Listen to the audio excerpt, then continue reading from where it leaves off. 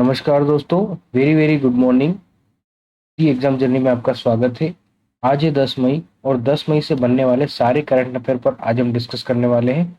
तो पूरा वीडियो आपको ध्यान से देखना है, एक भी क्वेश्चन को स्किप नहीं करना है। और अगर अभी तक आपने चैनल को सब्सक्राइब नहीं किया है तो सब्सक्राइब कर दीजिए और बेल आइकन को प्रेस कर दीजिए, जिससे आपको आने वाले वीडियो की नोटिफिकेशन सबसे पहले मिल सके। तो दोस्तों, रोज की तरह सुबह 6 बजे हमारा सेशन आता है। अभी तक आपने अपने स्टडी ग्रुप्स पे भी इसकी लिंक शेयर नहीं की है तो आप जरूर इसे शेयर कर दीजिए। तो आज का सेशन बहुत इंपॉर्टेंट होने वाला है, तो शुरू करते हैं आज के पहले प्रश्न से। पहला प्रश्न है, भारत के राष्ट्रगान जन गण मन के रचयिता रविंद्रनाथ टैगोर की किस क्रम की जयंती हाल ही में भी मनाई गई है? तो उसका सही जवाब क्या होगा? दोस्तों, अगर आपको किसी भी क्वेश्चन का सही आंसर पता है तो आप उसे कमेंट बॉक्स में लिख दीजिए, इससे आपको ज़्यादा याद रहेगा और एक प्रैक्टिस भी हो जाएगी। तो इसका सही जवाब क्या होगा? इसका सही जवाब होगा ऑप्शन सी। ऑप्शन सी इसका बिल्कुल सही जवाब है। 162वीं जयंती हाल ही में अभी रविन्द्रनाथ टैगोर की मनाई गई है। कुछ की पॉइंट्स पे भी डिस्कस कर लेते हैं जो एग्जाम में आने वाले हैं या आ सकते हैं। दोस्तों, हम सारे की पॉइंट जो लेंगे वो बहुत इंपॉर्टेंट ही लेंगे, तो आपको ध्यान से देखना है।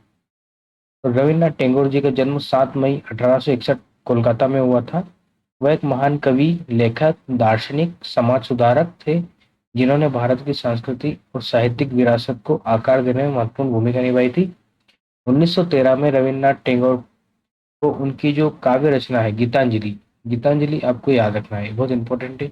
इसी रचना के लिए साहित्य का नोबेल पुरस्कार इन्हें मिला था। और 1915 में उन्हें राजा जॉर्ज पंचम ने नाइटहुड की पदवी से सम्मानित किया गया था। आपको ये भी ध्यान रखना है।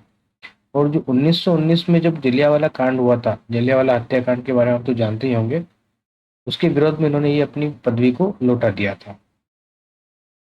इन्हें गुरुदेव के नाम से भी जाना जाता है। वे एशिया के प्रथम नोबेल पुरस्कार विजेता जो कि साहित्य में से सम्मानित किया गया था। आपको ध्यान रखना है, एशिया में जो प्रथम नोबेल पुरस्कार साहित्य में दिया गया था तो वह रविन्द्रनाथ टैगोर जी को ही दिया था। वे एकमात्र कवि हैं जिनकी रचनाएं दो देशों का राष्ट्रगान बनी थी।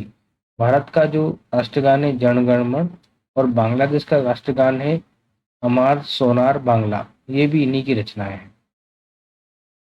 अगले प्रश्न की ओर बढ़ते हैं।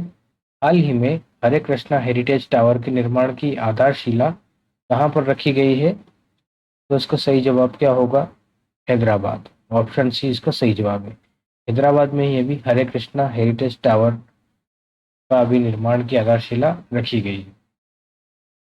अगला प्रश्न की ओर चलते हैं। हाल ही में तूतीकोरिन और मालदीव के बीच सीधी शिपिंग सेवा का उद्घाटन किया गया है। ये तूतीकोरिन किस राज्य में स्थित है? दोस्तों, ये तूतीकोरिन कहाँ पर है? ये एक बंदरगाह है। तो किस राज्य में स्थित है आपको बताना है। तो इसका सही जवाब होगा ऑप्शन ए तमिलनाडु। तूतीकोरिन जो है तमिलनाडु में स्थित है और यहीं से भी मालदीव तक की सीधी शिपिंग सेवा की शुरुआत अभी की गई है। कुछ की पॉइंट्स पर बात कर लेते हैं। बंदरगाह, जहाज रानी और जलमार्ग के राज्य मंत्री शांतनु ठाकुर ने वी.ओ. चिदम्बरनार बंदरगाह से, जो कि पोर्ट एम.वी.एम.एस.एस. गेलेना को हरी झंडी दिखाकर तूतीकोरिन और मालदीव के बीच सीधी शिपिंग सेवा का उद्घाटन अभी किया है। आपको ये ध्यान रखना है कि जो ये पोर्ट है जिसे अभी रवाना किया है उसका नाम एम.वी.एम.एस.एस. गेलेना है। भारत के प्रधानमंत्री की मालदीव की जो राजकीय यात्रा के दौरान मालदीव सरकार ने 8 जून 2019 को पड़ोसी पहले नीति के क्षेत्र में सभी के लिए सुरक्षा और विकास की दृष्टि से अनुरूप ये समझौता किया गया था।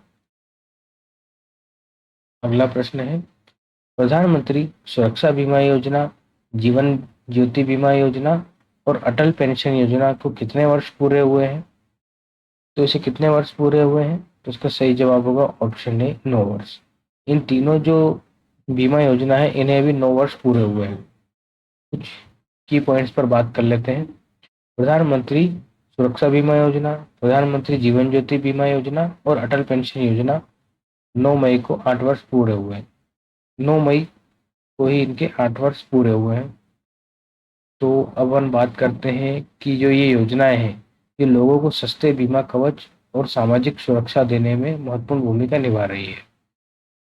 और इन तीनों योजनाओं का शुभारंभ पश्चिम बंगाल के कोलकाता में 9 मई 2015 के दिन प्रधानमंत्री नरेंद्र मोदी ने भी किया गया था। और प्रधानमंत्री जो ये योजना लागू की थी, उसमें कितनी प्रीमियम है और कितने लाख का अभी लाभ मिलता है, उसके बारे में बात करते हैं। तो प्रधानमंत्री जीवन ज्योति बीमा योजना में 436 रुपए की जो प्रीमियम आती है, उसमें 2 लाख रुपए की बीमा राशि प्राप्त होती है। और प्रधानमंत्री सुरक्षा बीमा योजना, इसकी प्रीमियम 20 रुपए आती है मात्र साल भर की। और जो दिव्यांग हो जाने या मृत्यु हो जाने पर परिवारजनों को 2 लाख रुपए भी मिलते हैं। और अटल पेंशन योजना एक पेंशन योजना है जो कि 60 वर्ष की आयु के बाद 1,000 से लेकर 5,000 रुपए तक की मासिक पेंशन योजना इसमें मिलती है। अगले प्रश्न की ओर बढ़ते हैं।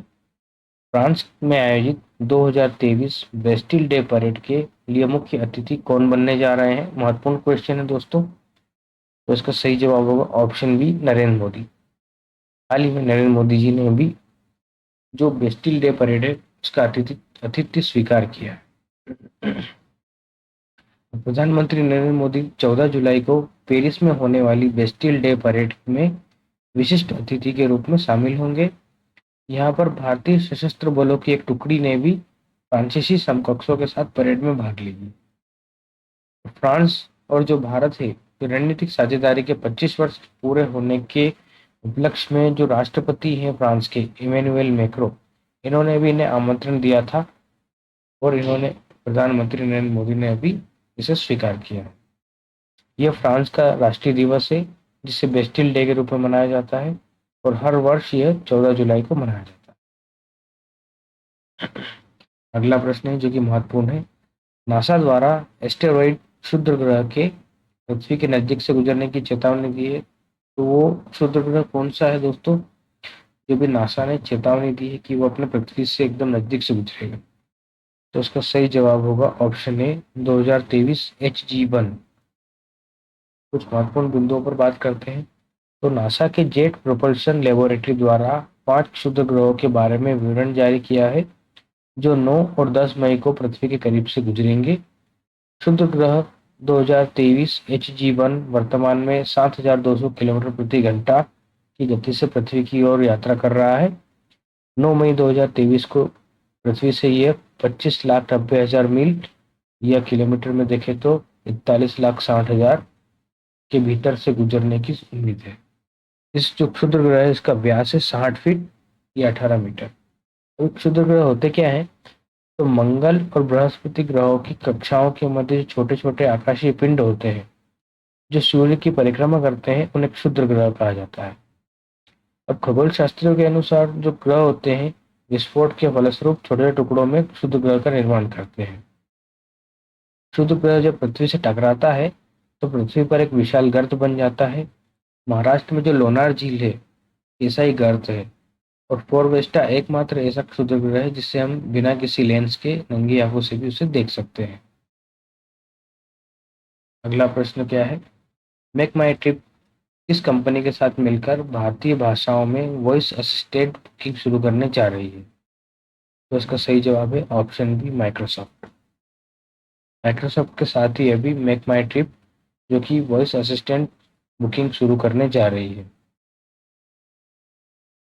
अगला प्रश्न है, भारत द्वारा परिचालित सितवे बंदरगाह का उद्घाटन कहाँ पर किया गया है? तो इसका सही जवाब है ऑप्शन बी, म्यांमार। म्यांमार में यह भी सितवे बंदरगाह का उद्घाटन अभी किया गया है। कुछ महत्वपूर्ण बिंदुओं पर बात कर लेते हैं। केंद्रीय मंत्री सर्बानंद सोनोवाल और म्यांमार के उप प्रधानमंत्री एडमिरल टीन आंग सान ने मंगलवार को संयुक्त रूप से म्यांमार में सितवे बंदरगाह का उद्घाटन किया है। मालवाहक जहाज को श्यामा मुखर्जी बंदरगाह कोलकाता से हरी झंडी दिखाकर रवाना किया गया था। और सितवे म्यांमार के रखाइन प्रांत की राजधानी है और यहाँ का बंदरगाह भारत के सहयोग से विकसित किया जा रहा है। आपको ये भी ध्यान रखना है। अगला प्रश्न दोस्तों इंपॉर्टेंट प्रश्न है ये भी। हाल ही में जम्मू कश्मीर के बाद इस राज्य में लिथियम के बड़े भंडार मिले हैं? तो इसका सही जवाब क्या है? Option C, Rajasthan. राजस्थान में ही अभी लिथियम के बड़े भंडार मिले हैं। की पॉइंट्स पर बात करते हैं। जम्मू कश्मीर के बाद अब राजस्थान में भी लिथियम के बड़े भंडार की खोज की गई है। राजस्थान के नागौर के डेगाना में लिथियम के बड़े भंडार का पता चला है।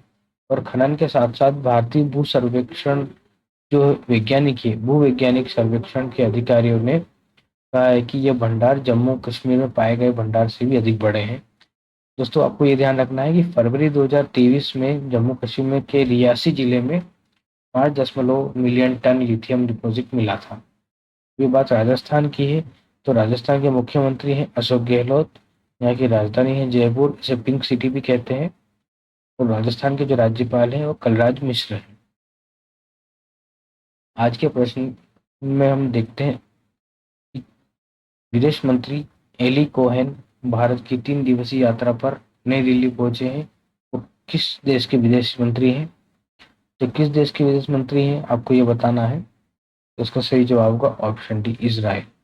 वे इजराइल के ही विदेश मंत्री हैं। तो आज के प्रश्न को यही करते हैं एंड। आपसे मिलते हैं अगले वीडियो में नए प्रश्न के साथ। अगर आपको सेशन अच्छा लगा है तो आप अपने स्टडी ग्रुप्स में शेयर जरूर कीजिएगा, और अभी तक आपने चैनल को सब्सक्राइब नहीं किया है तो सब्सक्राइब कर दीजिए और बेल आइकन को प्रेस करना ना भूलें। तो देखते रहिए दी एग्जाम जर्नी। आपसे मिलते हैं अगले वीडियो में। Thanks for watching.